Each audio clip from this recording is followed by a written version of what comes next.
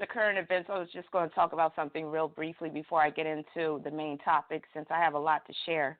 On the Real Talk Astrology group, I posted a little brief interpretation of Sammy Sosa's chart because he's recently been in the news regarding his change of skin pigmentation. Well, basically, it seems like he doesn't have any pigmentation remaining. He first started off by lightening his skin, and he had like this beige complexion, but it still didn't look natural. And now he looks pinkish. So I wanted to look at his chart just to see what he had going on. And the first thing that I wanted to zero in was Uranus. I also did a YouTube video about this last night. But sure enough, his Mars is conjoined to Uranus. And Uranus can deal with the lightening of things. It's a planet of enlightenment, but it can also deal with actual physical lightening of things or things that you make brighter. And it's conjoined to his Mars. They're both at the second degree. So whenever you have a conjunction where they share, the planets share the same degree, that's very intense. And that usually means that, that energy is going to be expressed in full force. Now, his Mars is right next to Uranus, and Mars can deal with your individuality, your identity. Mars also deals with your face. So his face is basically completely pink at this point, and he just looks very sickly. And then to add to the madness, his South Node is conjoined to both Mars and Uranus, and his South Node is in Libra. Now, I'm always harping about the South Nodes, and as of late, I've been, really focused on the South Node in Libra because of the scandal that Monique was caught up in. So I kept on talking about how Monique is just too dependent upon relationships, how she's not being her own person. She needs to be more independent. Same thing with Sammy Sosa, but it's just manifesting in a different way. With him, it's more so, I want to be like other people. He doesn't have a healthy sense of self-awareness, and he's too bent upon comparing himself with others. So for Libra South Node, a lot of times your life is not your own because you put it in the hands of others. And his moon is in challenging aspect to the asteroid Chiron, which is rather troubling because the moon can deal with your upbringing, also your family. So that tells me, and the crazy thing is Chiron is at the 29th degree of Pisces, and 29 breaks down to 11, and 11 is a number of illumination, enlightenment, but it can also be in the physical sense as well. Case in point, little Kim has a birth number 11, and as we all know, she lightened her skin. Sammy Sosa, the same thing, but he has a life path number of 11. His birth number is 12, which is a number of sacrifice and victim. So he has it pretty bad. But that sesqui square between his moon and Chiron points to perhaps he was humiliated by members in his own family, or he felt isolated. Perhaps he was one of the darker ones in his family, and, he took that really hard. So I just wanted to get into that. And then the moon in Leo, that could point to vanity on his part. So I just thought that was very interesting. So I wanted to share that before I got into the main topic. And then also, about 45 minutes into the show, I have a special guest that I'm going to bring on. His name is Luckey, and he is a student of astrology. And I've been helping him a little bit with some of his studies. Sometimes he'll send me questions and whatnot. I've even done a reading for him before. But he is very much intrigued by the 8th house. He has some 8th house activity, which makes his 8th house rather dominant in his chart. So I'm going to bring him on just to give, just so he could provide his real-world perspective on how the 8th house has manifested in his life. Now, Luckey takes the position that the 8th house isn't as bad as some people make it out to be. So I'm going to be on the other side of the spectrum where I do believe that the 8th house is basically as bad as people claim or astrologers claim. Some modern-day astrologers, they kind of sugarcoat what's going on in the 8th house or 8th house concerns. But as you know, I'm a realist astrologer, so I don't sugarcoat anything. And I do tend to gravitate towards the dark side of things just because I and very investigative, and I just love to probe the psyche of people who are dark-sided. So it'll be interesting just to hear his take on it, especially in terms of the light-sided manifestations of the eighth house. Now, I'm going to, before I get into the nitty-gritty dark side of the eighth house, because that's the main portion of this topic, because, you know, I like to dwell on the dark side, I'm going to talk about some of the light manifestations of the eighth house, because like Luckey says, the eighth house isn't all bad, and some of it can really be used to your advantage. So I'm just going to run down my list of some eighth house concerns that can really be beneficial. Now, when I'm talking about these light manifestations, this is basically about if your eighth house is dominant in your chart. So that could be that it contains personal planets. It could contain the sun, moon, Mercury, Mars, Venus. And also if these planets are making favorable aspects to the ascendant, midheaven, and other points and planets in the chart. And then also you got to look at the rulers of the eighth house as well. So, and see, you know, what condition those rulers are in. So if they're in good condition, you may not experience a lot of the trauma, pain, and misery of the eighth house.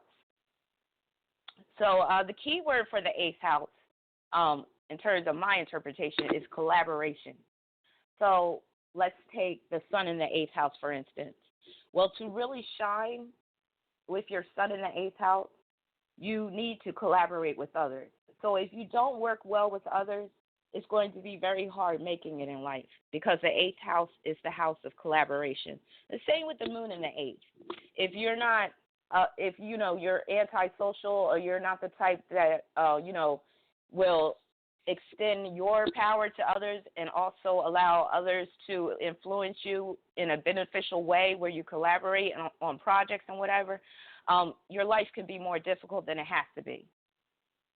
Also, when the eighth house is favorable or in good condition, you have easy access to other people's money, and that can bring in unearned income very easily. So case in point, my older sister, I have three sisters, so one of my older sisters, she is a professor at a university, and she is a professor of women's studies and African American studies. And throughout her career, she has received unearned income or money through grants, through fellowships, through other types of funding for the programs that she runs. So that is a perfect example. And she's a Capricorn, so it makes sense because Capricorn deals with career. And with her sun and Capricorn in the eighth house, it's very easy for her to gain money through outside sources to further her career, or to support her career goals. Now, so that's a prime example right there. Also, when the eighth house is in good shape, or it doesn't even have to be in good shape, you know, you could just have Venus in the eighth house, for instance. That could point to receiving an inheritance from a family member. And it can also point to having some type of stake in the person's estate.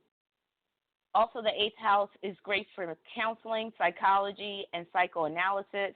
So if, let's say, your Mercury or your moon is in the eighth house, well, you might have had some traumatic experiences, but you might seek out counseling and be able to benefit from that counseling or therapy to help you gain closure and help you reconcile some of the discordant energy that's within you.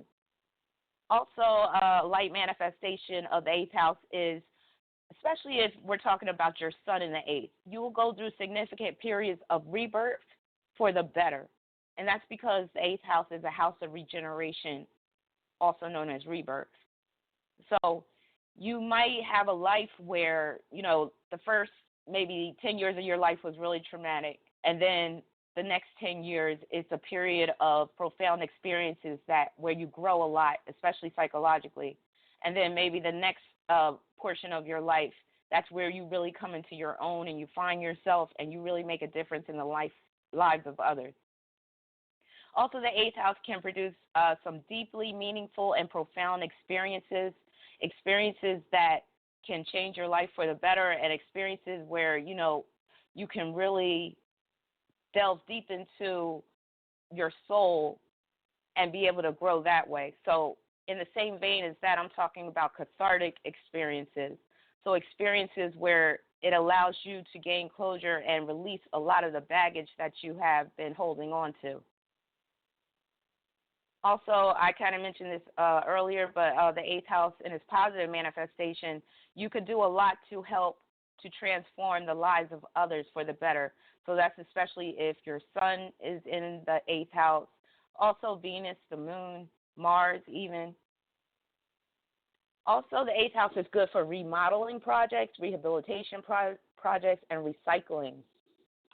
The eighth house is also good for consignment, being a broker or intermediary. And the eighth house is also good for managing people. So if somebody has, a stellium in the eighth house, or they have, even if their sun is in the eighth, they're very good at managing people and overseeing group projects. And it's very easy for them to obtain positions in management. And then also the eighth house is good for beneficial, corrective, and life-saving surgeries, because the eighth house deals with surgeries. Also, the eighth house is great for jobs in waste disposal, insurance, detective, private investigator, tax preparer or CPA, psychologist, psychiatrist, surgeon, social worker, crisis management / mitigation, scientific researcher, mortician, waiter, waitress, maitre d', personal trainer, bodybuilder, coach, life coach, event planner, sex therapist, sex worker.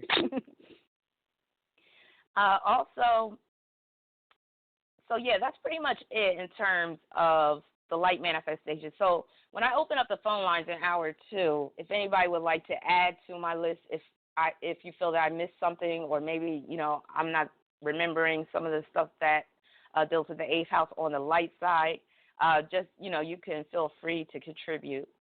So my list for the light manifestations is much shorter than my list for the dark manifestations, but it makes sense because the eighth house is one of the hardest houses to navigate in the horoscope. So the eighth house is that house of I'm trying to think of the best way to say it. Number one, it could be the house of unknowns, but the 11th house can be the house of unknowns as well.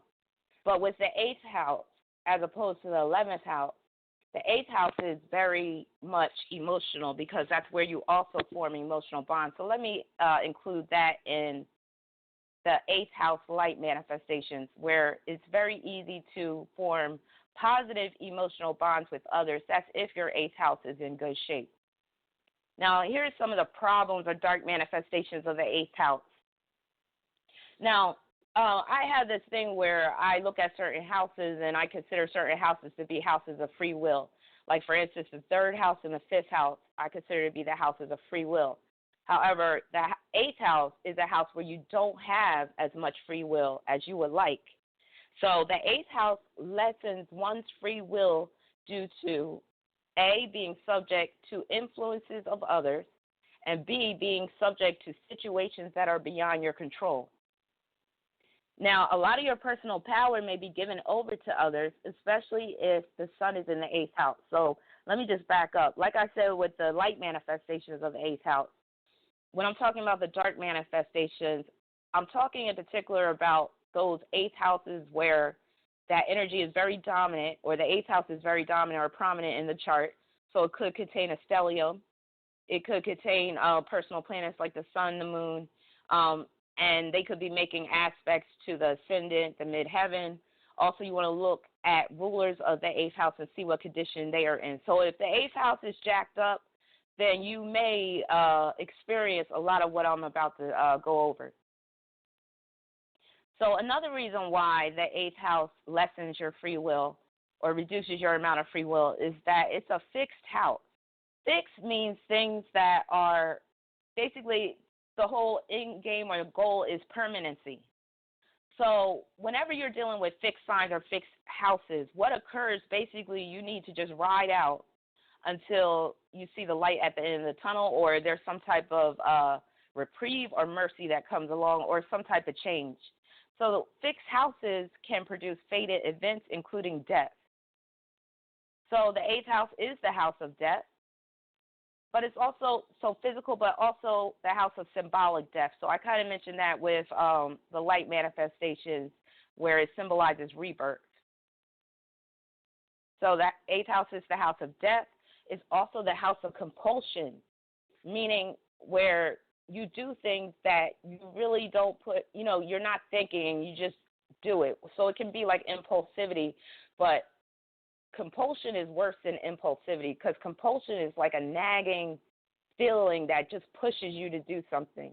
And I'm going to get into the spiritual aspect about that a little bit later down the list. The eighth house is also the house of obsession. It's the house of lust. It's the house of crime, including rape and murder.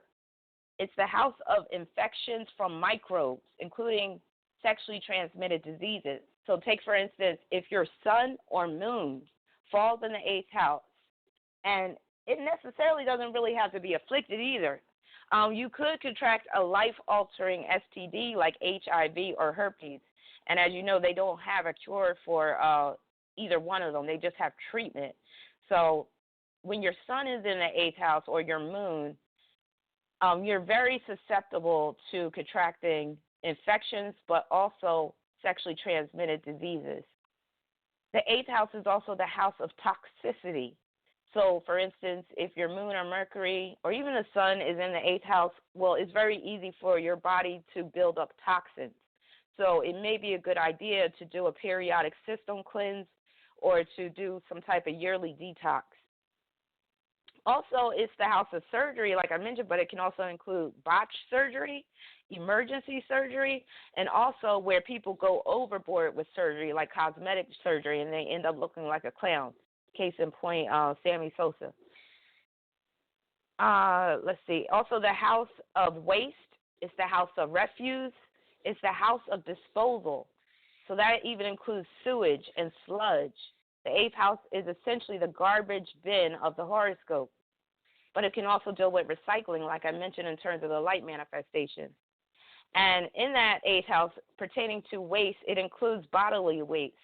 So that includes urine, feces, vomit, vaginal secretions, penile secretions, what have you. It's also the house of funk. So anything that is foul and funky or that has a stench or a nasty odor, that's the eighth house. So backing up, like when you got to go to the bathroom, you might as well say you're going to the eighth house. When you smell something funky, you might as well say, what the hell is that eighth house mess going on? Also, the eighth house is the house of swamps, bogs, polluted lakes and streams. It's the house of toxic waste. It's the house of aversion. So that which you are averse to or that which, causes disgust within you, that which you want to reject. So it's also the house of rejection. The eighth house is the house of subversion, where, your authority or your power is being undermined. It's the house of hate. The eighth house is the house of jealousy and envy. It's the house of revenge. It's also the house of codependency. So if you have Venus, for instance, in your eighth house, even your moon, it's very easy to get into codependent relationships. The sun as well. Also, the eighth house is the house where you attract parasitic types of people. It's the house of stalking. It's the house of being under surveillance or being under investigation. So, for instance, if you have a lot of planets in the eighth house, or stellium, for instance, you may be audited by the IRS at least once in your lifetime. So, with that being said, the eighth house also deals with taxes. It deals with debt. It deals with liens and levies that are placed upon your property. And it can also deal with bankruptcy. The eighth house is the house of corruption. It's the house of conspiracy, and it's the house of crisis. The eighth house is the house of betrayal, and it's also the house of taboos, including sexual taboos. So that includes everything from bestiality, pedophilia, necrophilia, anything you could freaking imagine under the sun in terms of sexual taboos. That's the eighth house. It's also the house of the astral realm, and this is where the compulsion comes in, what I was speaking about. It's the house of demons and demonic possession. So that goes hand in hand with the astral realm because the astral realm is where demons like to hang out. So The eighth house is like, you can look at it as a doorway into the astral realm. So people that have a strong eighth house energy, they can astral travel very easily. And they can do it either voluntarily or sometimes it can happen involuntarily. Now, in terms of demonic possession, you have two different types of demonic possession. You have what are called commonly known as your personal demons. And these personal demons are created as a result of trauma that you experience at some point in your life. So it can manifest as post-traumatic stress disorder, or it can manifest as oppositional defiant disorder, or a number of personality disorders, or it can result in like obsessions and being very lustful and not being a sex addict and whatnot. But then you have actual demonic possession where you're being possessed by actual demonic entities that exist outside of yourself.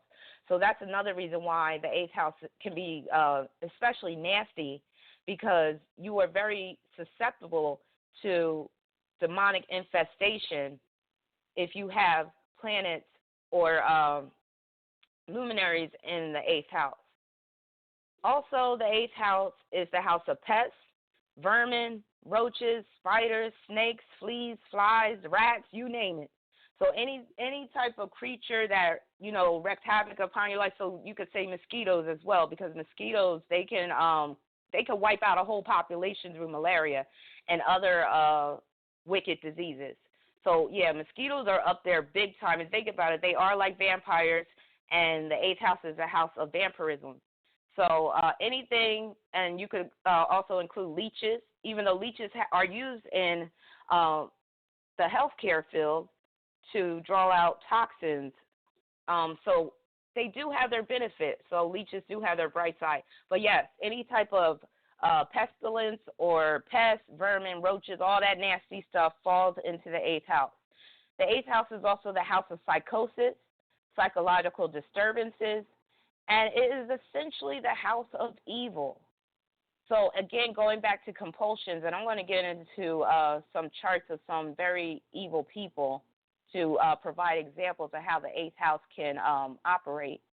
But yeah, and back to what I'm saying about compulsions, the eighth house can bring the compulsion or temptation to do evil.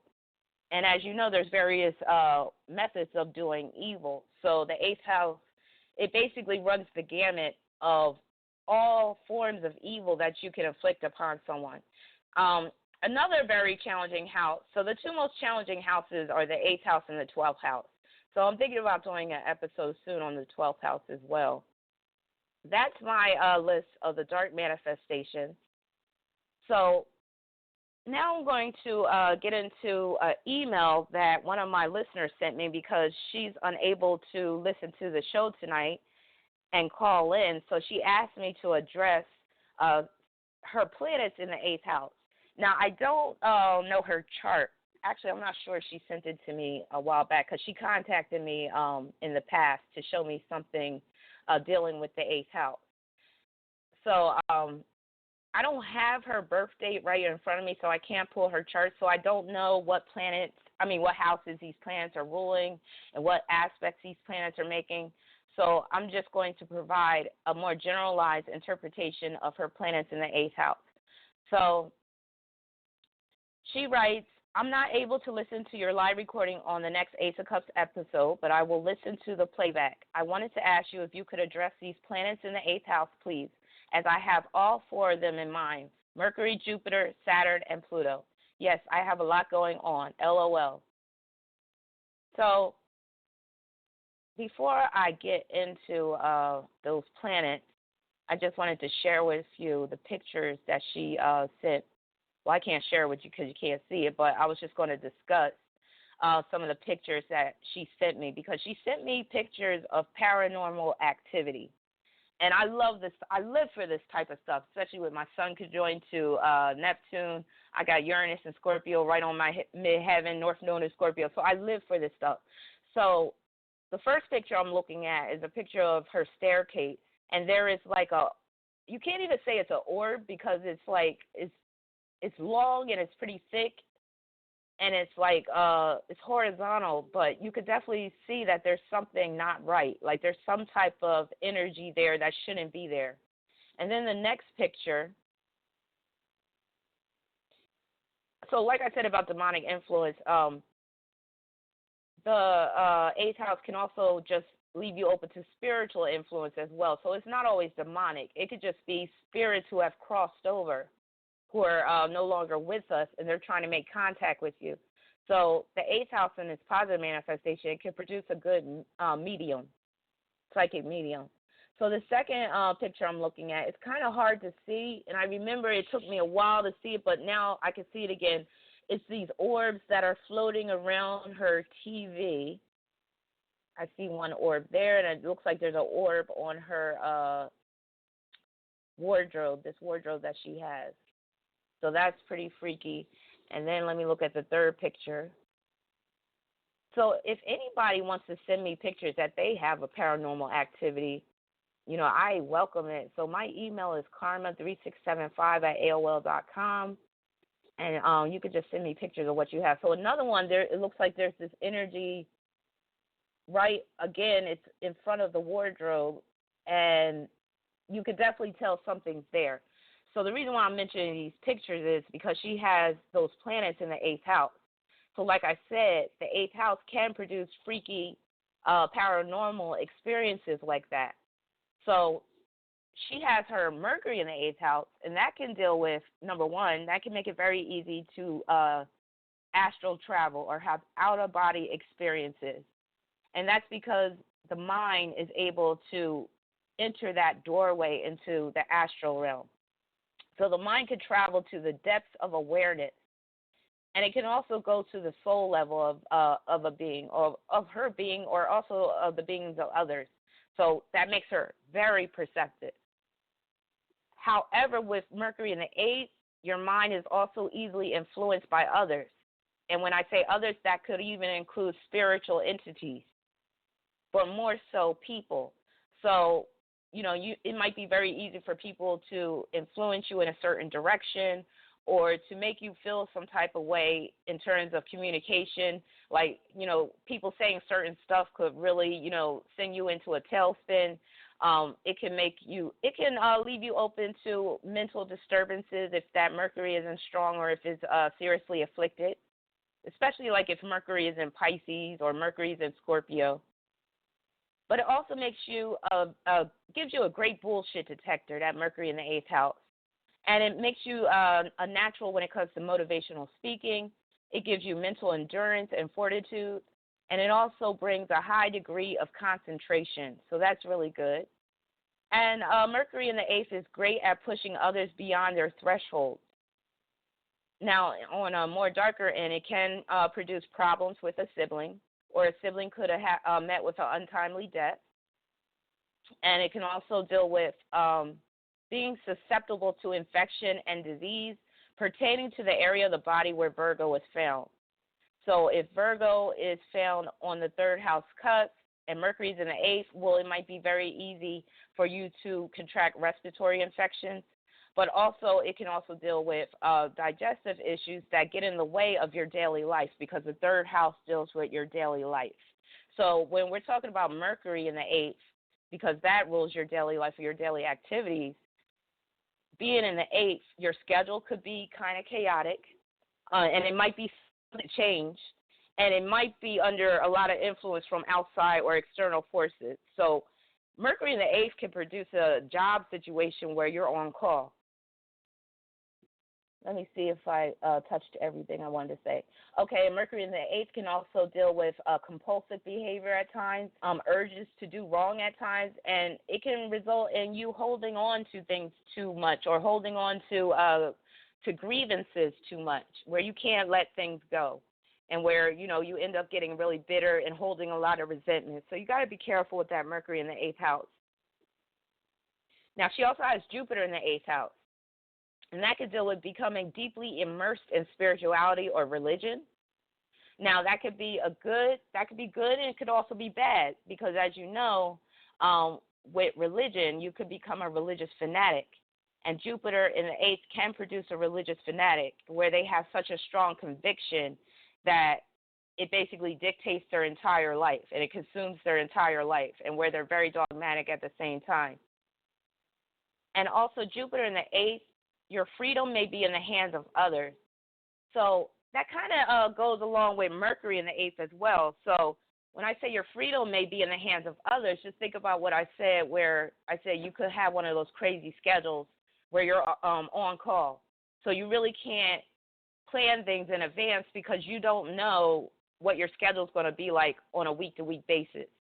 So Jupiter in the eighth can point to that as well. Like, let's say you had that type of schedule. Well, that means that your freedom is inhibited to a large degree, or that it's subject to external forces. And that can also include travel as well, where, you can't travel or you can't roam as much as you like because you're subject to external forces. But on the flip side, it can also point to being compelled to travel. So let's say that you have a job that requires a lot of travel, and, this travel is extensive, and basically you have to drop everything and get on a plane and whatnot. That could be Jupiter in the eighth house as well. But Jupiter in the eighth can also bring a compulsion to travel. So you got to be careful with that, because you might have a compulsion to travel or just roam or take many vacations, and that can result in accumulating a lot of debt, because maybe you're putting that the vacation expenses or your travel expenses on a credit card. Also, Jupiter in the eighth can point to attempts to gain occult knowledge. Also, it can point to spiritual corruption. So going back to the religious aspect and spirituality in the eighth house, where it can get out of hand, or where you could join a spiritual organization or group, but then you find out later on that it's run by some corrupt individuals. So corruption is really big with the eighth house. And also, on a more positive end, Jupiter in the eighth can deal with building wealth through collaborating with others. And it can point to the ability to dig up the truth through research. Now, she also has Saturn in the eighth. And Saturn in the eighth can deal with undergoing rebirths in terms of career when one is vastly different than the other, where one is vastly different than the other. So the first half of your career, or your professional life, let's say that you decide that you're content with being a retail manager. But then after a while, after giving all these people retail therapy, you're like, hey, I think I'm good at this because I help people really determine what looks good on them and stuff. So maybe I should be a counselor because I've always been attracted to psychology. So the second half of their professional life could result in them being a counselor or a therapist. So Saturn in the eighth can produce a rebirth in terms of career. It can also be a light in times of darkness, because the eighth house is a house of basically chaos, but Saturn will stabilize things, and Saturn leads to permanency, and it basically provides structure and organization. So when I say that it's a light in times of darkness, basically what I mean is it's a teacher. It basically provides the lessons that you need to learn, even though these lessons may be very hard and difficult and traumatic at times. But when you come out of it on the other end, you'll be better off for it because you will have gained much wisdom in the process. So that's what I mean about Saturn being a light in times of darkness in the eighth house. Also, it makes for a great researcher, and it can deal with becoming immortal in terms of career, your profession. And on a more negative aspect, Saturn in the eighth can deal with coming up close and personal with death, and it can point to the untimely death of your father. Now, in terms of businesses, it's great for a business in recycling, remodeling, refurbishing, restoring. You could go into business in terms of creating a consignment shop, or, where you're dealing with a secondhand shop, a thrift shop, things like that. Also, going back to the untimely death of the father, even though he may have an untimely death, you may be able to still communicate with him once he crosses over. Now, also, a negative thing about Saturn being in the eighth is that your career or job may be subject to external forces or forces beyond your control. And it can point to being restricted due to heavy debt or bad credit. So that could be like that Saturn in the eighth could be like a mark against you in terms of your bad credit. And she also has Pluto in the eighth.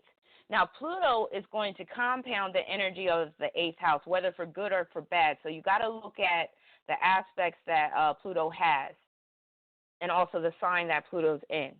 So Pluto can deal with being indebted to someone or something, and can also point to lust that gets out of control, issues with control. It can point to being manipulated. It can also deal with operating under the radar. It can point to criminal tendencies or being a victim of crime. It can point to demonic activity or demonic possession. And it can bring people into your life who are actually demons in the flesh. Now, I've actually, spoke to some people that have strong eighth house energy, and they've told me about that, where they felt like, some of the people that they have dealt with were actually demons in the flesh. And also, Pluto in the eighth can make you very susceptible to infection, and it can bring issues with child support, alimony, custody issues, heavy debt or financial obligations, losing in a lawsuit in terms of the negative, but also gaining in a lawsuit.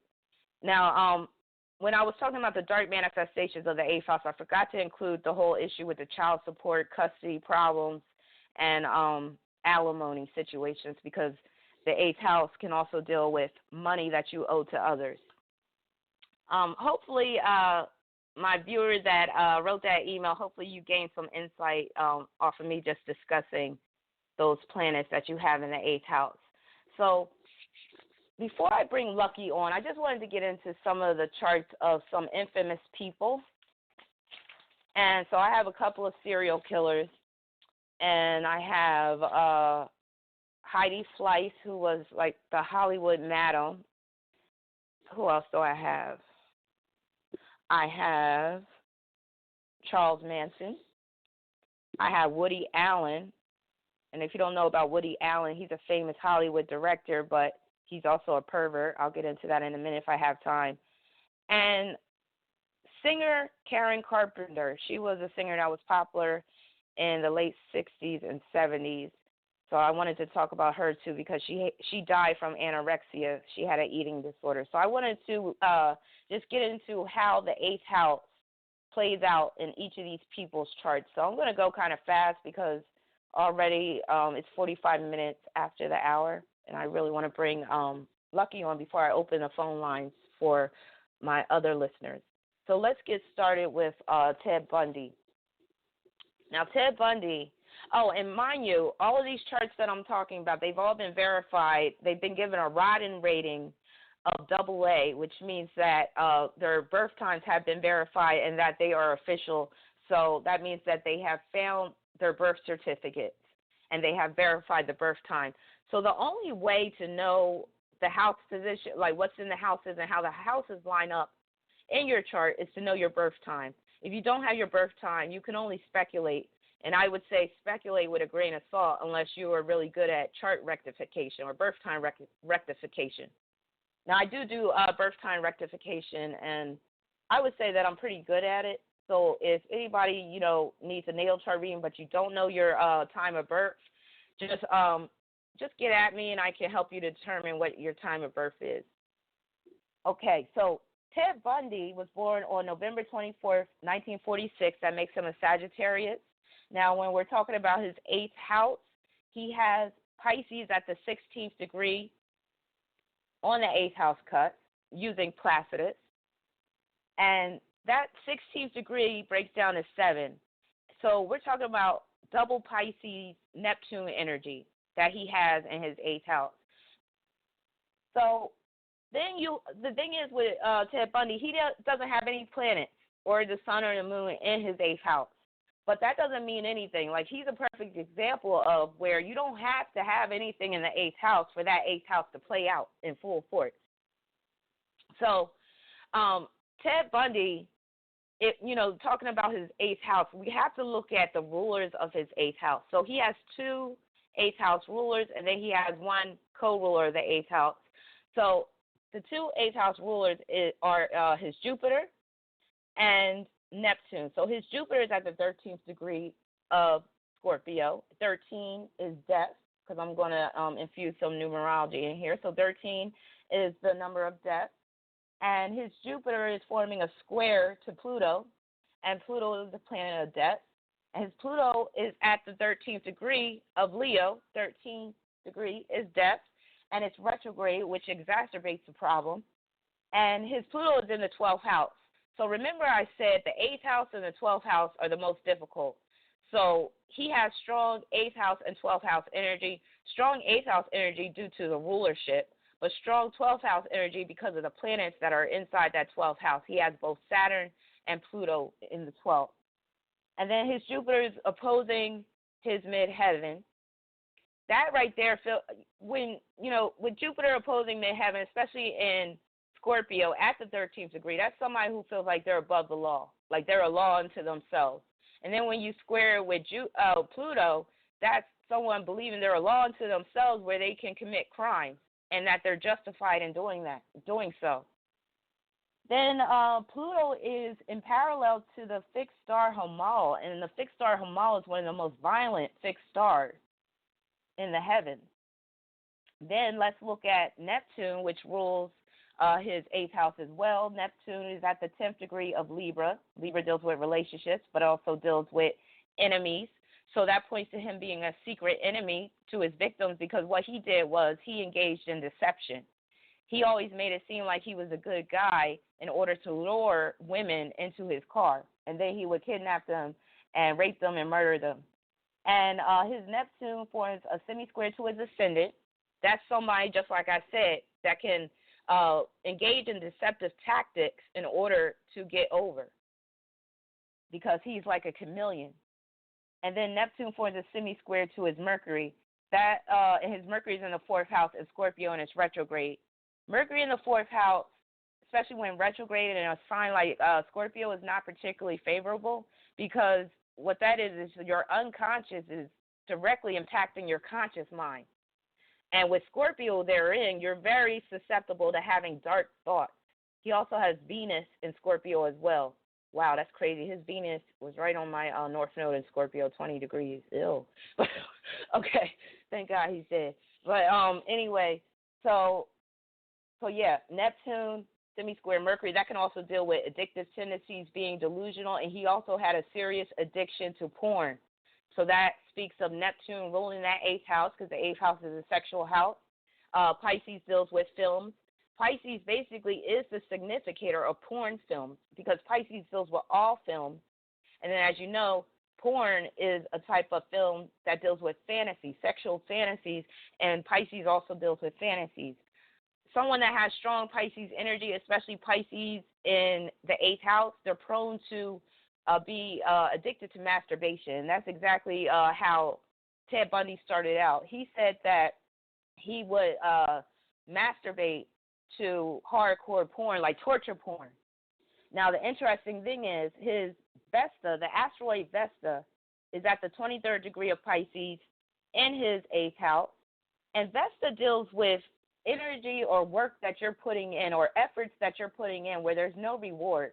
So where you're doing something in vain. So to me, that speaks of his morbid fantasies, because Pisces deals with fantasies. The morbidity is the 8th house. So that deals with the torture porn. The 8th house is torture. Those are the torture porn that he was into. But because Vesta is in the 8th house, he couldn't get off after a while. So he was doing it repeatedly and repeatedly, and then he started to act out these fantasies. Remember, I said the 8th house is about compulsions. So that porn was the catalyst to his compulsions to act out those fantasies, those sick, twisted, demented fantasies in real life. So back to his Mercury and semi-square to Neptune, that can bring a demented mind and a sexually deviant mind. Let me see what else. So also, you want to look at Mars, because Aries falls in his 8th house as well. So Mars is the ruler of Aries and co-ruler of his 8th house, and it's at 13 degrees of Sagittarius. 13th degree again. This 13th signature is very strong with Ted Bundy. So this is basically what I'm talking about when I'm going to do my webinar with numerology and astrology. So during my webinar, I will provide real-world examples like this to show you the connection between astrology and numerology because they are interrelated. So back to his Mars. His Mars is at 13 degrees Sagittarius. 13 is death, and Sagittarius is excess. And also Sagittarius, in terms of the dark side of manifestation, Sagittarius will try to get away with murder or try to act like they're above the law. Now, his Mars is conjoined to his moon, and they're in the fourth house. So, again, let's go back to the fourth house, what I said. That's an unconscious house. So his unconscious is directly influencing his actions and his behaviors. His Mars is conjoined to the moon. His Mars also forms a conjunction to the south node in Sagittarius, and it opposes Uranus and the north node in Gemini. His Mars also forms a quincunx to the midheaven that can make him very antisocial or not being able to fit into society well unless he's engaging in some type of manipulation, eighth house being the house of manipulation. And his Mars is conjoined to the asteroid Astrea.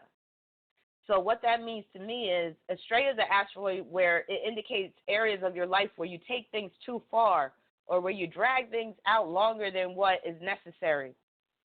So with Ted Bundy's Mars conjoined to Astrea, remember Mars is co-ruler of his eighth house, the house of death, the house of murder, the house of taboo activity. That's basically saying he would kill his victims, and then what he would do is he would sometimes return to the scene of the crime and have sex with their dead bodies, have sex with these corpses. So to me, that is the epitome of Mars conjoined to Astrea in the fourth house. The fourth house, because the fourth house is the house of grave sites. It's the house of where you end up when you die, or it's the house of burials. It's the house of disposal of the body. So that says a lot. So with his Mars conjoined to Astrea, Mars being the co-ruler of the eighth house, he get engaged in necrophilia, and that points to him returning to the crime scene. To basically, I guess, to marvel over what he's done and to, like, get off like that, even arouse his sexual nature even more. So that's basically Ted Bundy. I just thought that was very interesting. I'm just going to get into Jeffrey Dahmer, and then I'm going to bring Luckey on the line, and then I'll probably get into the other celebrities before I open up the phone lines. So Jeffrey Dahmer. I spoke about Jeffrey Dahmer and Ted Bundy in one of my previous Ace of Cups episodes. And as you could probably tell, I am fascinated by dark minds and twisted minds and serial killers and stuff because I want to know what makes them tick. Like, what is it? And a lot of it does have to do with their eighth house. So with Jeffrey Dahmer, he was born on May 21st, 1960, and he has Taurus at the 16th degree on the eighth house cusp. Now, it's interesting that both Ted Bundy and Jeffrey Dahmer are serial killers, and they both have the 16th degree on the eighth cusp. That's no coincidence because the 16th degree is a degree of catastrophe. It's a degree of upset. It's a degree of victimization, and it's also a degree of delusion, or where, so if we're talking about the 16th degree on the eighth house cusp, that is a very deleterious degree for the eighth house cusp because it's like already the eighth house is a house of manipulation and crime and murder and all that, and the 16th degree is a degree of secrecy, like I said, deception, where you could really operate under the radar, and where you may justify some of your dark-sided nature simply because you feel like, this is part of your spiritual calling because the 16th degree is a very spiritual degree too. So they may even claim that they hear voices that tell them to do certain things. So again, going back to compulsion, also the 16th degree makes you very susceptible to demonic possession when we're talking about it being on the eighth house cusp because we're talking about Pisces, Neptune energy. So with Pisces, Neptune, it's like the veil is really thin between the material and the spiritual world. So with 16th degree of Taurus on the 8th house cusp, that makes Venus the ruler of the 8th house, and it's at the 22nd degree of Taurus inside the 8th. The 22nd degree is it's a hard degree because it's either about control or be controlled. So either you're doing the controlling or someone is controlling you. you're being the dominant one or somebody is dominating you. There's never really any in between. And it breaks down to 4, which it can be a number of perversion. Now, his Venus is conjoined to his Sun. It's forming a semi-square to Mars. It happens to be in trine to Saturn, and that could point to him being able to get away with a lot of stuff. There was even a situation where the cops brought one of his victims back to his apartment after the victim ran away. And the victim went to the police and tried to tell what happened, and they brought him back to the apartment, and Jeffrey Dahmer was like, oh, this is my lover or whatever. And then Jeffrey Dahmer's Venus is in trine to his North Node in Virgo, so again, that enabled him to operate within society without being detected. And then it's also in sextile to his midheaven, basically kind of like the same thing, but it also points to him becoming widely known for his crimes. And then his Sun is in the 8th house in Gemini at the 0 degree 48 minutes of Gemini. His Sun rules the 11th house. The 11th house could deal with things that are odd, strange, unconventional, even perverted. And his Sun forms a sesqui-square to Saturn. That could point to just having this obsession with death, because a sesqui-square could deal with where things are out of control or you're going too far, sort of like that asteroid Estrella. Also, he has Sun square Pluto. I've seen Sun square Pluto in a lot of charts of murderers. He has Sun square Chiron, and that could just produce somebody that is very odd, very weird. They don't follow the rules of society. They're very antisocial. They just can't function in society correctly. And his Chiron is in Pisces, so again, that points to the delusions, the fantasies, all of that stuff. His Sun is conjoined to the asteroid Phaethon, which could deal with destruction and making a mess of things. And then he also has Mercury in the 6th house in Gemini. With Mercury and Gemini in the 8th house, basically that allows you to basically rationalize any bad behavior that you engage in. And his Mercury is in sextile to Mars, so there's that rationalization right there, because the sextile is a facilitating aspect. It enables you to do things. It enables you to take action when we're talking about it being sextile to Mars. So that's what I mean. Like, he was able to rationalize his dark thoughts and act on them, because in his mind, it really wasn't a problem. He wasn't doing wrong. He was just living according to his nature. His Mercury is also in square to Pluto, which can produce very dark, morbid thoughts, obsessions, always having death on the mind, or, you basically have these death fantasies. Also, what's interesting is his Mercury forms a parallel to the asteroid Eurydice. And the asteroid Eurydice points to being a witness to murder. And it was reported that Jeffrey Dahmer would cause his victims to have a slow death. Like, one time he even poured acid on the head of one of his victims just to watch him die slowly. So with his Mercury in parallel to Eurydice, that's him having an obsession, 8th house, an obsession or a compulsion to watch people as they died.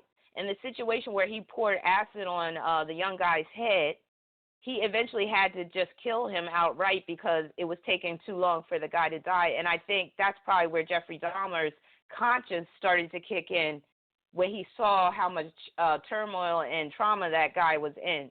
And then he just basically killed him just to take him out of his misery. So those are 2 serial killers. And actually, let me just get into Heidi Fleiss real quick before I move on, because there's another theme, another common denominator with Heidi Fleiss's chart. So Heidi Fleiss was the Hollywood madam, and basically she ran a brothel, or she ran an escort service where she had these wealthy clients. Some of them were celebrities. And basically, she would send prostitutes out to do their services or whatever like that. So she's another one that doesn't have any planets or the sun or moon in her 8th house.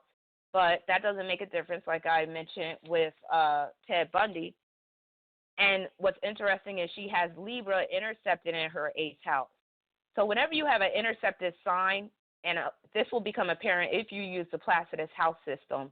You won't get intercepted signs if you use the whole signs or equal house system. So that's why I like to use Placidus, because it will produce intercepted signs, and these intercepted signs will clue you into that energy that's in that house. So when a sign is intercepted, that means it's very significant when it comes to what that sign represents. So with Libra in the 8th, that's basically her networking and setting her Johns up with prostitutes, because Libra is a sign of relationships and making social connections, social contacts. And she was really good at it, basically. So she has Virgo at the 25th degree on the 8th house cusp. Now check it. 25 breaks down to 7. So she's another one that has that Pisces Neptune energy on her 8th house cusp. And again, what I said with Pisces Neptune, it could deal with operating under the radar, especially. 8th house is operating under the radar, but when you add that 7th degree or 16th degree or 25th degree, then you're really able to operate under secrecy, or you really have a need to maintain secrecy or to be deceiving. So with Virgo being on the 8th, you got to look at Mercury, because Mercury rules Virgo. And Mercury is at the 18th degree of Sagittarius and in her 10th house. So the 10th house points to career, her profession. Sagittarius is a sign of excess, is a sign of wantonness, and it is a very lustful sign. And the 18th degree is a lustful degree, is a hypersexualized degree. So there you go right there. Basically, her profession is being intermediary. Libra could deal with intermediaries. Eighth house could deal with intermediaries, or where you're like some type of broker or agent, and where she, putting calls out talking about, oh, this guy, he wants this type of service, go out and meet him. So that's Mercury and Sagittarius in the 10th house, ruling the 8th. And then let's see, her Mercury is also opposing Jupiter. Again, when you see Mercury opposing Jupiter and challenging aspect to Jupiter, a lot of times a person feels like they can be above the law, or they can skirt by certain laws.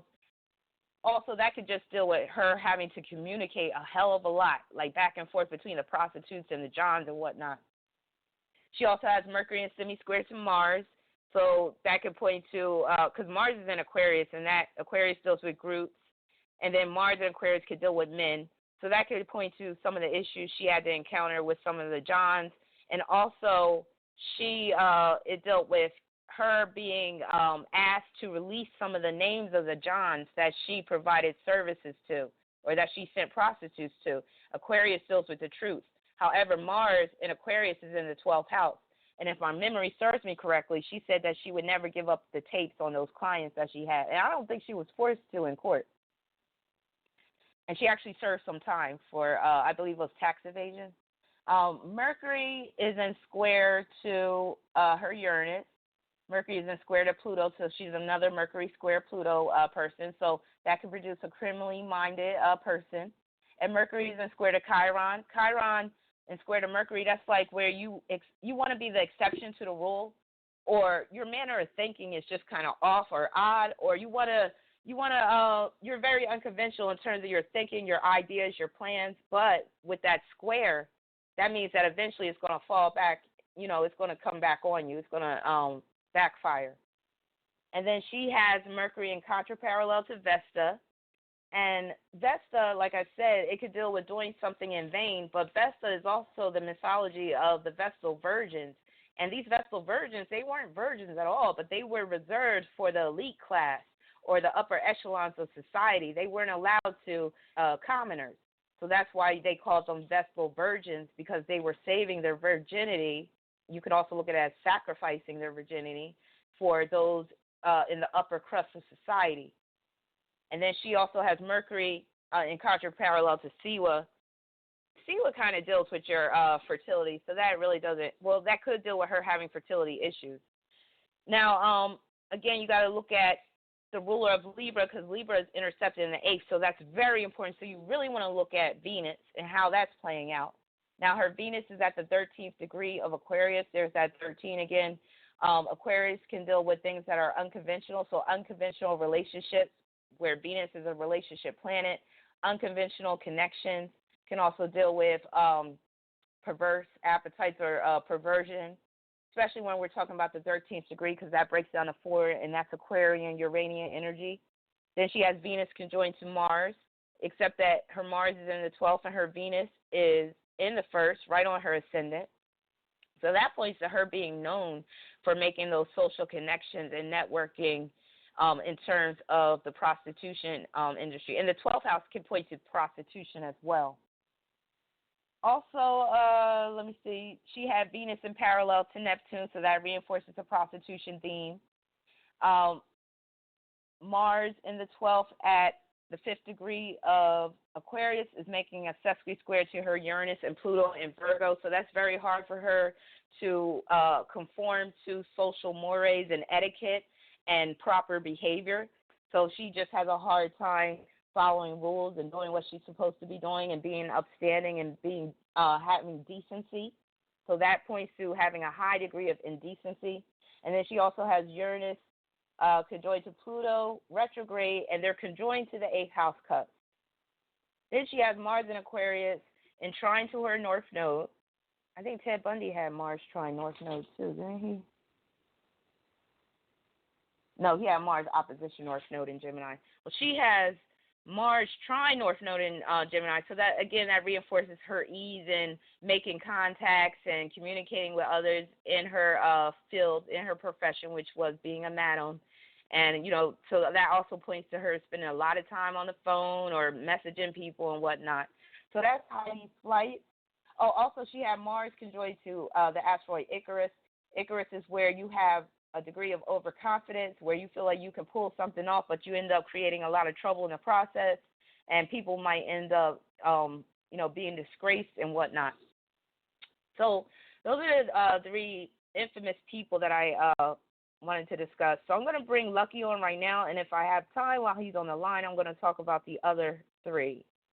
This is very interesting. Now, let me see if I can find him. Just one second. And then I'm going to open the phone lines at approximately 10:30 my time. No, Eastern time. I'm on the West Coast, so it's only 7:10 here. So let me see, because he sent me an email saying, okay. All right. Hey, Luckey. Hey, Ra-Ra. How are you doing? Can you hear me? Yes, I can hear you fine. Can you hear me? Yes, ma'am. I am doing well. I'm currently sitting outside because where I'm at, the signal is really, really bad. So I wanted to make sure that you guys can hear me. Okay, good. So while I have you on the line, I just want to pull your chart because, I have it in my files. Okay. Okay. 1 second. Can I ask you a question real quick? Are you? Chart, oh yeah, sure. Mm-hmm. You were talking about the serial killers. I'm actually very fascinated with Jeffrey Dahmer for obvious reasons. And I'm also fascinated with Wayne Williams. He's another serial killer that was he was a part of the Atlanta child murders here in Atlanta back in the 80s and 70s. Okay. So I was hoping like maybe one day you will put him and do a show with him. I'm fascinated with years as well. Wait a minute, you're going in and out. Wait a minute, you got a bad reception. Yeah, I have a really bad reception out here. Can you hear me? Now I can hear you better. So you mentioned something about the Atlanta child murders? Yes, Wayne Williams. He was a serial killer. That was Wayne Williams. Yes. Okay. And actually, he was African American. Yeah, I remember. I saw that. Now, the only thing with Wayne Williams, I doubt they have his birth time on file or online unless you were able to obtain it. Because without his birth time, I wouldn't know what his 8th house is looking like. Let me. Yeah. Okay. But yeah, that's an interesting case study to get into. So he was born on May 27th, 1958. He was a Gemini. Now I never followed the actual story concerning him, but I do have knowledge of those Atlanta child murders that took place. What was it, in the early 80s through? Was it like all of the 80s? It was the late '70s to like the early '80s. Like I believe it was like 1977, 1978 to like 1982, because I was born 1983. Currently living in Atlanta, so it was kind of interesting how that Oh, was going wow. on. Imagine if they never. I mean, he was responsible for it, but if you really look into the story, I think they used him as a scapegoat. But that's a whole nother conversation. But I just Well, I was imagine going to like ask you you that because know, I feel that uh-huh. too. Yeah, I Yeah. feel the Oh, same yeah. way. I mean, that's a whole nother conversation. Yeah, I absolutely think he was a scapegoat. I don't think that he was responsible for the murder, not all of the murders. I do believe that he may either know who was responsible for or played a part in it, but I don't think that he was responsible for all the murders. Because if you go back, if you recall, those were the names that they were able to, that they actually they had on file. It wasn't the how can I put this? There were other murders, but they didn't talk about it. Once they, incarcerated him, they didn't talk about it anymore. The media stopped talking Okay, about right. it, but it was said that the murders had continued, and that some of it could have child trafficking had a lot to do with it, and I agree. prostitution and stuff like that. So I mean, like if you ever seen the movie or just took the time to like do the research, it's very fascinating. The same with It Jeffrey really Dahmer. Now, is. here's the thing with Jeffrey Dahmer. I grew up in Chicago as well, and Okay. some of the guys that were victims of his murder, that were murdered by him, um, come down to Chicago to like the gay clubs in Chicago and pick up men, and we'll take them back to his place of residence. And it was just kind of weird because like almost 20 years later, these were the same clubs that I was frequenting, I was going to. So I just find his Wow. story to be very fascinating. Wow, that is deep. Oh, and I meant to mention because remember with Mhm. Jeffrey Dahmer, I spoke about where Mars is his co-ruler, and I said that Mars is in. I said it for the sexual. Where is it at? No, Mars wasn't his co-ruler. I'm thinking about. Wait a minute. Something formed. Okay, here it is. Mercury formed a sextile to his Mars, with Mercury being his co-ruler since he had Gemini in the eighth. So what that tells Right. me is that it was very easy for him to attract men. Because if you think about it, Jeffrey Dahmer, he wasn't the best looking dude, but he damn sure wasn't ugly either. So it wasn't that hard for him to attract men and lure men in. So that speaks of him And going to the nightclubs and picking these men up. if you notice, most of his victims were men of color, younger men of color, either Yes, black or Latino. So, yes, I know in the gay community, in the black gay, they tend to gravitate to the white men because they think white men have money, white men have power, stuff like that. Even today. So, I think that is very interesting. I think that he had a way of, luring these victims to his, to their demise. wow. That makes a lot of Yeah, sense. Now, yeah. Ever Reese, who's part of the Cosmic Council radio network, he ascribes the sign Capricorn to the black race. So I was looking for some type of indicators of Jeffrey Dahmer being attracted to black men, and I see that Mhm. his Venus in Taurus is in trine to Saturn in Capricorn. So I'm like, hey, maybe Interesting. that points to him going after black men. But also, what was I going to say? Oh, so I have your chart up. So I wanted you to just go into your experiences because you have an eighth house stellium in Libra, and that includes the moon, Pluto, and Saturn. So I just wanted you to tell our listening audience your understanding of the eighth house and how that has manifested in your life, whether for good or for bad. And you could also put in the ugly in there too. Also, oh yeah, I definitely have some ugly. I also, my midheaven's in Scorpio, so I don't know if that makes any difference, but I just want to point that out. Um, Okay. as you said before, I'm still a student of astrology, so I'm definitely not an expert. But as you said, my moon in Libra is in the eighth house. I have always had a fascination with sex. I've always had a fascination with death. Growing up, I was afraid of death. Actually, I was afraid of dead bodies, and but I was always fascinated with it. Um, my sadness in Libra, my experience with that is going through some very intense relationships, whether it be friendships or relationships with my family or just even like love relationships. And I had, the Saturn in Libra teaches me, to grasp the lesson. Otherwise, I'm going to continue to go through some of the things that I've gone through. With my moon being in Libra, I have suffered from depression off and on since like my early 20s.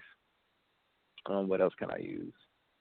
I think you mentioned something about Pluto and the eighth house can make you vulnerable to crimes and being taken advantage of. I've definitely experienced that in my life off and on. Recently, well, not recently, but for about 6 months, I've been in therapy because prior to that, I was a survivor of narcissistic abuse. From listeners who may not know what narcissistic abuse is, it's basically when you are experiencing psychological abuse at the hands of a narcissist.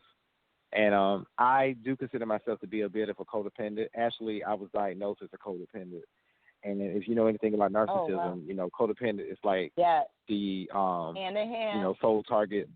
Yes, and then I'm highly sensitive to other people's energy. I'm able to pick up on other people's energy. So there are times when I'm around people, I can just kind of be around someone and sense that either they're something is not right with them, or they may be feeling something that is very intense, and I'm able to pick up on it.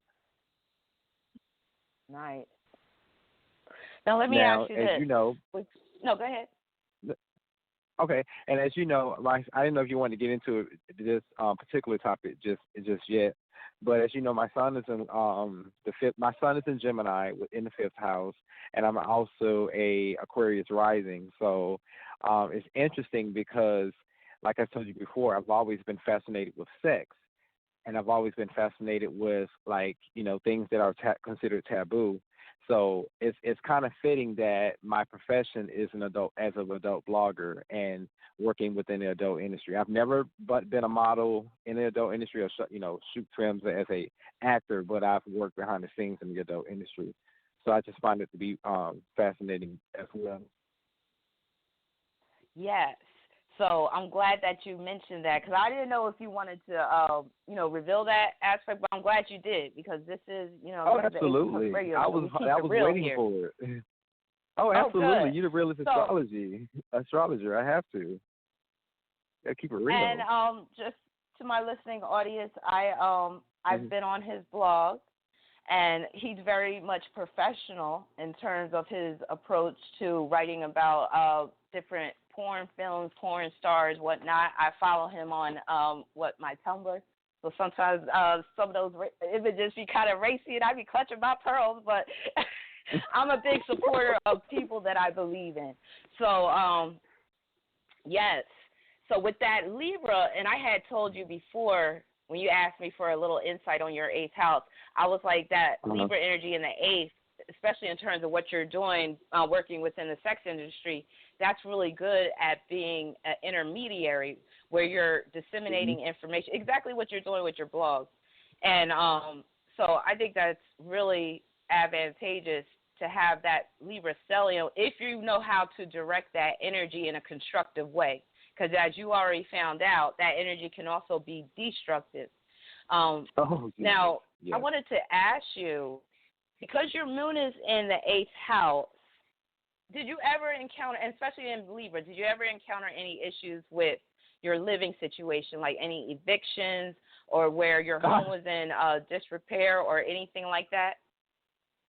I'm currently going through that as we speak. What happened was, in the midst of me going through the narcissistic abuse and that being such a heavy burden on me physically, emotionally, and psychologically, I was currently taking care of my best friend who had stage 4 lung cancer, and she ended up passing October 2nd, 2016.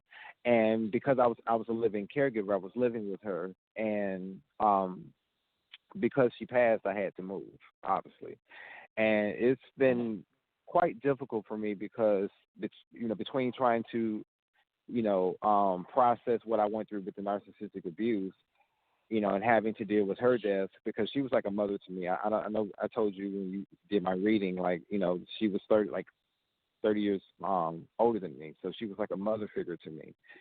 So Mhm. I definitely have gone through that, and I mean, of course, I've gone through that over the course of my life, being when I was younger in my 20s. So I've Right. definitely had to Now, experience I that. Hmm. I like how you mentioned that you were a living caregiver, which is so moon in the eighth house, especially in Libra. Like that is Yes. just so like the way that manifested in your life. I'm just like, wow. Now is that some? Oh, and also having the friend that had stage 4 lung cancer and died because remember I said with Saturn in the eighth in particular, but also Pluto, you're like Mm. up close and personal with death. So it Yes. makes sense that you actually experienced the death of a close friend like that, and where you were her living caregiver. And Hmm. then Uranus is conjoined to your Jupiter in the 10th house, so it was like you looked at it as like an actual job, to do. So Yes. that's beautiful. Yes. Yes. Yes. Yes. Also, I think you mentioned earlier about STDs. Um, Yes.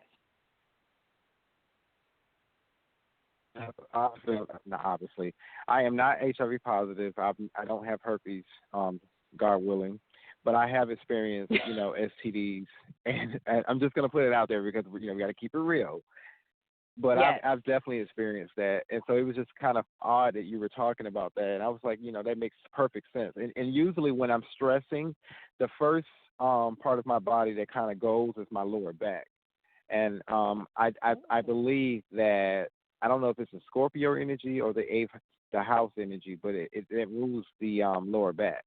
I'm not sure. You would know That's more than I Libra. would. Yes. So that That's makes Libra. perfect sense So that's because the yeah, that lumbar makes region of your perfect back you're sense. talking about. Yes. Yes. Yes. So I'm Yes. not surprised you have those issues. Now, what about your kidneys? Yes. Absolutely. Absolutely. I've had issues with the right side of my kidneys. Every time I stress out, that's the first thing that goes. And usually it drives me to like substance abuse, like Uh marijuana, huh. beer, stuff like that. I don't do any hard drugs or anything like that, but I notice that whenever I'm stressing out, whenever I'm going into a depression, I self-medicate myself with those substances. But unfortunately, because of the alcohol, it affects me more than it would probably affect the next person. And it's funny Now, because I think you mentioned, I think you said what I is can't hear interesting you. is my Wait a father. minute, you're going out. Can you hear me? Can you hear me? Now I can hear you. I'm sorry. What's interesting is my father is a functional alcoholic. So I just find it to be very Okay. interesting that we were talking about that earlier. So I don't know if that makes any sense, or is there any connection Oh to yeah, my? because the Yeah. Saturn in your eighth. Yep. Because that could deal with your Yeah. father having compulsions and his power being kind of weakened due to his demons, his personal demons. Yes. So that can point to you inheriting some of your father's personal demons. Now, the eighth That house is makes sense. also a house of binge behavior. So when you do drink, is it where it's like binges? You'll go on binges and then you'll like be over it, and then it might be something else that occurs in your life, and then you just go on this drinking binge. Is that how it works? Um, there have been moments in my life where I have been drink. I'm not going through that, thank God. But I have experienced that in my life. Absolutely. Okay. Hmm. All right. And then, Absolutely. so So with that, Libra energy in your eighth house, as you already know, because you mentioned it, you always have to be careful of who you choose to partner up with. So it's any type of partnership, not just love, but let's say if you wanted to get into a business partnership with someone, you need to vet that person thoroughly before you sign on that dotted line, especially because Saturn is conjoined to Pluto. Yep, and I can definitely contest to that.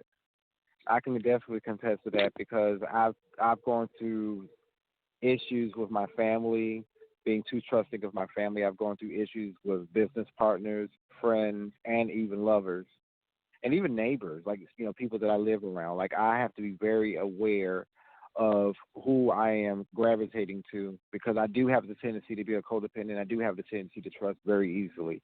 And throughout my life, I have had a problem. Because of me being too trusting, I have been hurt and disappointed and even taken advantage of. So I can definitely contest to that. Yeah.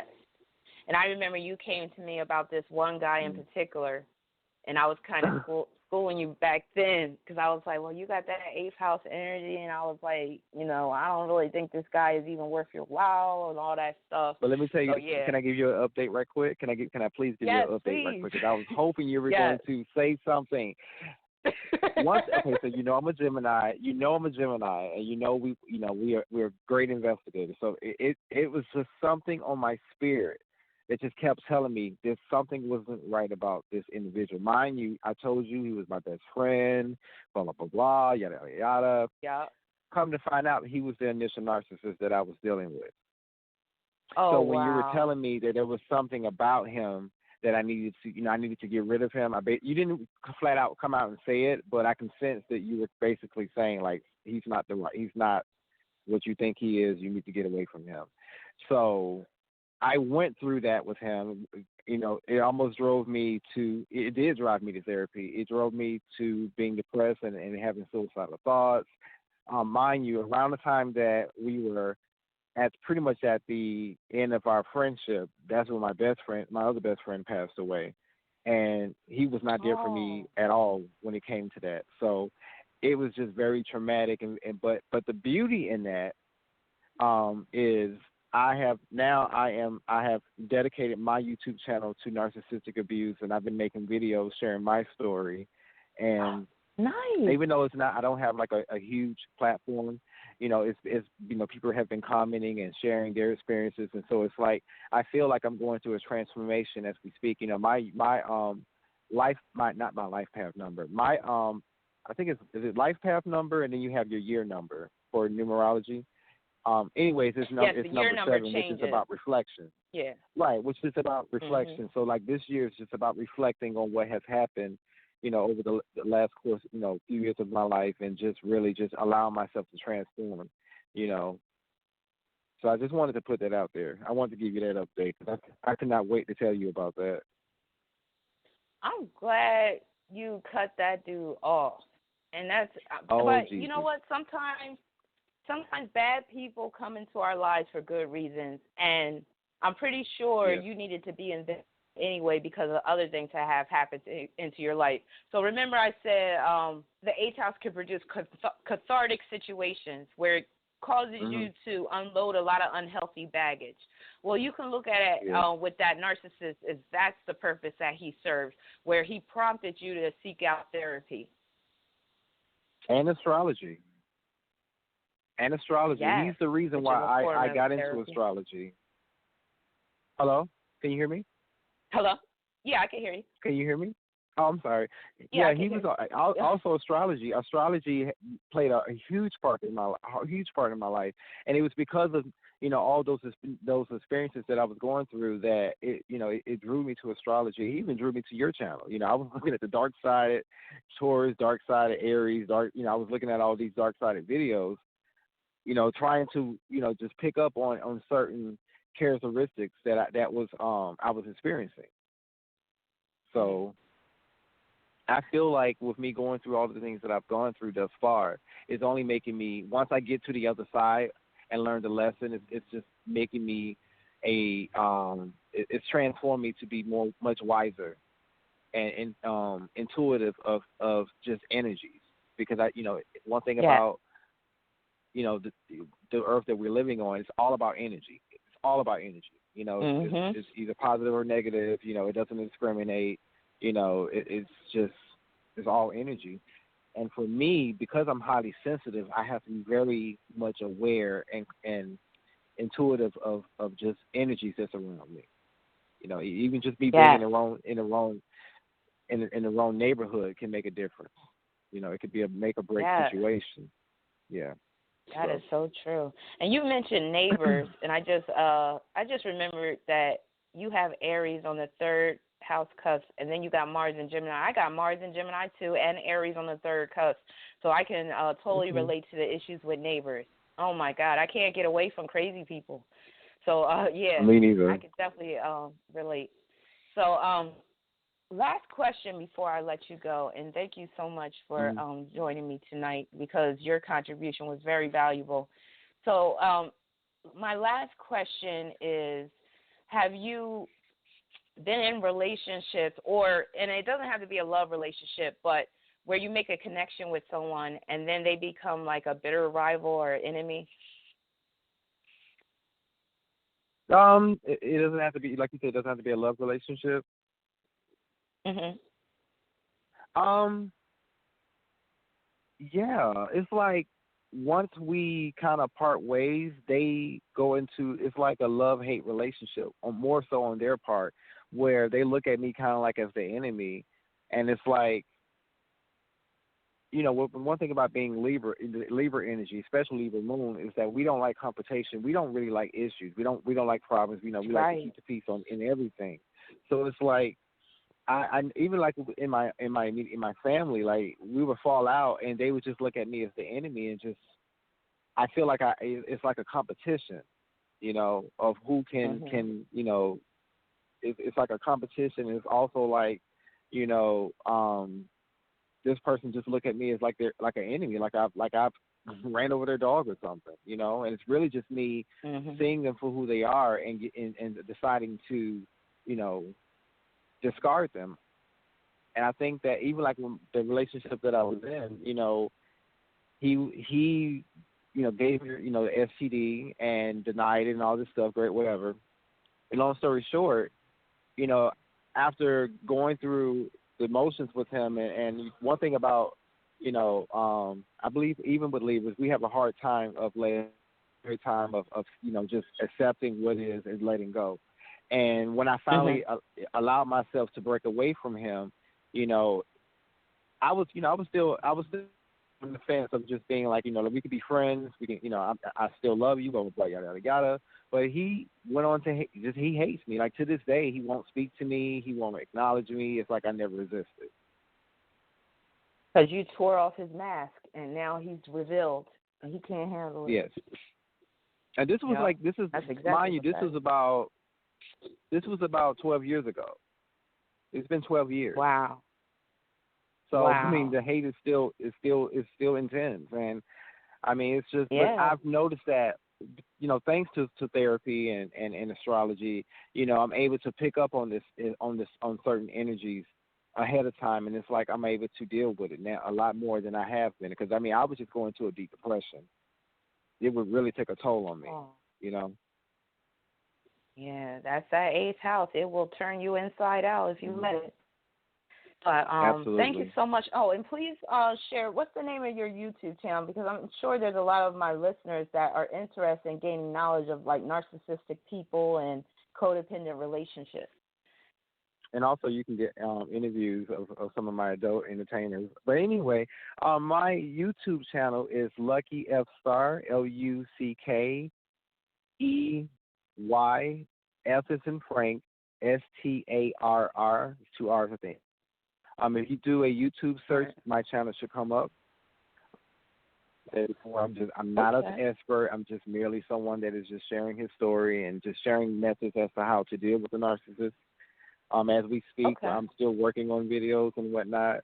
And I also just want to say to you, Rabina, like I look up to you. So when you reached out to me to be a part of your show, I was just so honored. I could not wait, and I'm so honored and just even blessed because I learned so much from you to be a part of this. So I cannot wait thank you. to Thank you hear so the much. entire show and download it from because I'm going to remember this for the rest of my life. You just do not know how much you have helped me. I just want to let you know Thank that. you. Thank you so much. Now, have you joined my new Facebook group, Real Talk Astrology? Because I haven't seen you in there. Absolutely. Yes. You have? I posted. I did. I posted a post in there. Well, you're now, not I'm not under a Lucky Facebook. then. Okay. No, I'm under Daniel Calhoun. That's That's you. probably Okay. why you. Yeah. Yeah. Trying to operate undercover. Okay. No, that's my government name because Facebook you can't put Lucky Up Star. They're gonna make you do this whole verification thing, and I'm just not going through all that. Well, you're lucky to And I'm me. generally not on Facebook because a lot of Huh? I said, well, you're lucky to me. I don't know this Daniel Calhoun. I'm just playing. Yeah, that's my government name. That's my government. That's my middle name, my last name. Yeah. Okay, good. And so that's my naughty Facebook. All I have an official Facebook for my friends and family, and then I have my bad guy, my bad boy, Eighth House Facebook, so wait a minute. which is Daniel Calhoun. Daniel Calhoun is the naughty one? Yeah. You said, I'm going to have to check it out because I like naughty. Yeah. Well, it's not naughty, but I'm just saying I can post stuff on that Facebook that I can't post on my official Facebook because I have too many eyes on there. And I don't need my father calling me talking about, I saw so and so on your Facebook. He's known for doing that. Okay. Yeah. Well, thank you so much for calling in and agreeing to be part of this show. And like I said, your contribution was very valuable. I'm sure some of my listeners felt the same way, if not all of them. But many blessings to you. Please keep me updated. And if you should connect with a man in the future that's a potential love interest, please send me his birth information so I can check him out for you. Absolutely. All right, then. Well, you have a good night. Hopefully you'll stay on and listen to the rest of the show. Oh, I'm going to stay on. I was learning. I was like, you can hold me to the end. I want to learn more about these serial killers because I'm fascinated with serial killers. By the way. Me too. It's interesting. Because I'm like, I don't know if it has anything to do with my Pluto, but I'm very fascinated with them. And I think my favorite serial killer was my favorite story to follow was Wayne Williams and Jeffrey Dahmer. So. Okay. Oh, I meant before I let you go, I meant to say I was scanning over Wayne Williams' chart, and I was looking particularly for Pluto since I don't know what time he was born, and I noticed that his Pluto is making nothing but positive aspects, which is, to me, a sign that he may have been falsely accused. Because usually if you're talking about a serial killer, their Pluto is going to be have at least one challenging aspect, and it'll usually be to one of their personal planets. So, maybe they need to reopen this case. I Is just he feel still in alive? my spirit that he's still alive. Can you hear me? Wow. Yeah, I can hear you. Yeah, he's still alive. He's still alive. I just feel in my spirit, in my energy. I just feel it in my gut that either he's innocent or he was used as a scapegoat. Like he may know who was responsible for the murders, but I think they used him as a scapegoat. And by him being African American in the South, it makes it, even more complicated, of a complicated issue. But I've been studying it. I even thought about writing him and just, I don't know. Yeah, go for what you know. Just see what he's up to. But I don't know. I might write him and find out his birth. Yeah, do it. Shoot, I'm all for that. But, again, I got to take some of these calls, but thank you so much. Okay. And I will be in touch, okay? All right. Thank you so much, Rara. Bye-bye. Bye-bye. Oh, you're welcome. Bye-bye. Come on. All right, so that was really enjoyable. Trying to mute this line. Okay, so a lot of you guys have been waiting, so I'm going to pick the person that's been waiting the longest. So it looks like we have 757-541. Greetings. Welcome to the Ace of Cups radio show. Hey, Ravina. This is Kendra. What's up? Hey. Hey, Kendra. How are you? I'm fine. Today's my birthday, so I'm like, this is a good day end my day. Happy birthday. That's right. I got the notification. I totally forgot because I was running ragged today. And then we have another Real Talk Astrology member birthday too, Shaw Bless. So if she's listening, happy birthday, Shaw Bless. Happy birthday, Kendra. Cancer. So did you do anything fun? Well, today it was actually a chill day with my family. My mom cooked all of my favorite food today, like all of them. So I've been picking out, and it's been raining, like it's been storming, like so I couldn't go to the pool, go to the beach or anything. So I'm just chilling, and right now I have Venus square Saturn in my transit, so I'm kind of by myself. But I mean, I don't mind. But you know, it's been very light today, and I appreciate it. I'm just thankful for another year, honestly. So I have nothing to complain about. Okay. Now let me ask you this: did you take a peek at your solar return?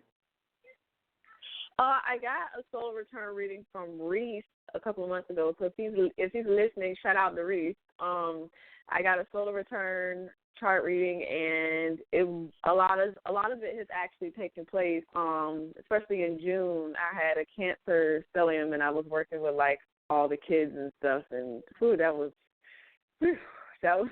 crazy, but it was beautiful. I loved it. So yeah, a lot of it has already taken place. I'm curious to see what else is going to happen. I'm rubbing my hands like Stevie J right now. Well, I just pulled a solar return chart for you because you know this is about the 8th house. So I'm zeroing in on your solar return 8th house. And what's interesting is Capricorn's on the 8th. And did you say you're trying to do psychology or? Yes. Okay. So that's good for you embarking upon a career in psychology or just, going forward even more. And then Pluto is right on your solar return 8th house cusp at the 18th degree. So when you said, having to work with those children, it was, what did you say? You said it was like intense or something? Yeah. To me, that kind of points to that. So will you be doing more of that type of work? Yeah, and actually I wanted to go in marriage and family. Like that's my passion. I love marriage and family counseling. And I'm going to go back to get my master's next year, so I can get more experience with that and get my degree in marriage and family, so I can start my own business in the future and have my own counseling service for marriages and families. That's my dream. Okay. That's my goal. Nice, and you'll achieve it. You will. So do you have any questions, or do you want to add to the conversation? Well, I almost forgot to tune in the show. I came in like an hour late. I'm like, oh my gosh, no way! I can't miss the show. I always want to tune into your show because I learned so much. But for me, with Mars in the 8th house and Gemini in my natal chart, like I've always been like obsessed with like the paranormal, like weird stuff, and reading about people getting haunted, and like even as a kid, my mom was like, "Why are you always looking at all these scary horror movies?" I love horror movies. It's not scary to me. I just like the plot, just the mystery behind it, trying to figure out, what's going on. And also, I've had a lot of paranormal encounters myself. I remember when I was maybe about 14, and a dark figure was in my house, and I followed it around my house. It was very weird. And I've had dreams of my own death. And I used to be afraid of death, but I'm not afraid of it anymore. But I used to have dreams of me at my own funeral, like in the casket. I know it's like really weird, but I would have like dreams and like feelings of that, or feeling like death follows me, or I feel like I'm always surrounded by just death or just things that I need to get rid of. It's always been that theme in my life. I guess you can look at my chart because my Mars is pretty afflicted with Venus and Saturn, and I know we talked about like joint finances and stuff. I'm like, so like, do I need to get like, if I get married, do I need to get a prenup? Like, what do I need to do? Because I don't have time. I don't want those. Well, if you're making plenty of money, I would suggest it with Mars at the 8th degree in Gemini in your 8th. Yeah, if you're making plenty of bank, I would, and he doesn't have that much, I would definitely suggest that. But I told you I could see you marrying well anyway. So he may be the one making you sign a prenup. Yeah, it's funny because I'm just like, because finances, you want your money right. And I want my money right, too. I'm young, and I'm still building, and I'm still trying to ensure a nice future for myself. And when I read my chart, sometimes I get a little nervous. I'm like, that Mars is pretty afflicted there. I need to be careful. But I have dealt with guys in relationships that want to use me for their come up, or they're like, oh, you're going to be very successful one day. Like, we're going to do this and that with your money. Like, excuse me. Like, I don't want to be used, but I know that, with that Mars and the eighth, and then it's afflicted in my chart, I got to be careful. And this is part of the reason why, too, I attract Geminis. Like, I really want them to stay away from me. Please, I don't want nothing to do with Gemini men. They just get on my... I'm so glad you mentioned that. See, this is why I'm glad you called in, because I forgot to mention that part about that tricky eighth house, because that eighth house, whatever sign's in there, it'll be very easy to attract those type of people into your life. So if you have, like Kendra said, Gemini on the 8th, it's very easy to attract Gemini people into your life. And with her Mars in Gemini, it's very easy for her to attract Gemini men in particular. So that goes for anybody's 8th house. It doesn't matter if you don't have any planets in the 8th. You just look at what signs are in the 8th, and then, you start thinking about the people you've made connections with, especially emotional bonds, and a lot of them may be those signs that are in the 8th house. Like case in point with me, in my 8th house, Virgo is intercepted. And I attract Virgo men like flies to shit. Like, it's ridiculous. Ooh, and not just Virgo sun, but they could be a Virgo rising, Virgo moon, Virgo Mars. They got something in Virgo, and they're coming after me. Like, they're making a beeline for me. And it's like, wow. So, yes, that 8th house, I'm so glad you mentioned that. It's a house because that 8th house is very absorbent. So you're absorbing whatever's, like, coming at you. So that's why it's easy to attract people of those signs that fall into your 8th house. But thank you so much for calling in. I got quite a few callers, and I don't have much time. But hopefully you'll listen to the rest of the show. Many blessings and happy birthday again. You too, and thank you, Ravina. You're welcome. Take care. All right. Again, I'm so sorry that time is winding down, but here's 832-792. I'm opening your greetings. Welcome to the Ace of Cups radio show. Hello, this is Amethyst. How are you? Hey, Amethyst. How are you doing? I am doing well. I really like the show, the whole 8th house concept. Really interesting to me. Although I really don't have nothing much in my 8th house. I just have my Uranus and my Neptune there. Those are not my personal planets, though. But even when you have outer planets in there, if they're afflicted, they can still wreak havoc upon your light. So, so like, for instance, with Uranus in your 8th, have you experienced any difficulties with friendships? Oh, yeah. Even though I was a good friend still. Yes, but I wanted to call you because I had I don't know if you have enough time. I don't know if you do a brief synastry reading. But I just wanted to do a synastry reading, maybe a brief one of what you thought, since I've met somebody different, and I just wanted to see what you thought about the whole thing as far as their personality.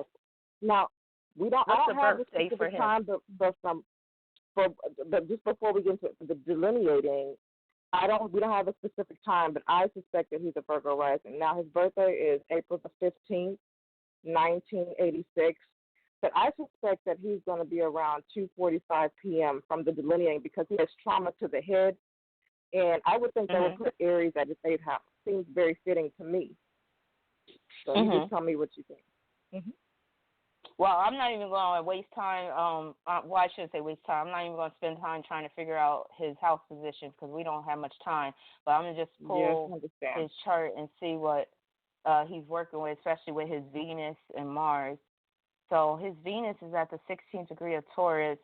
Venus in Taurus is good naturally because, Venus rules Taurus, but the 16th degree, that's a little tricky.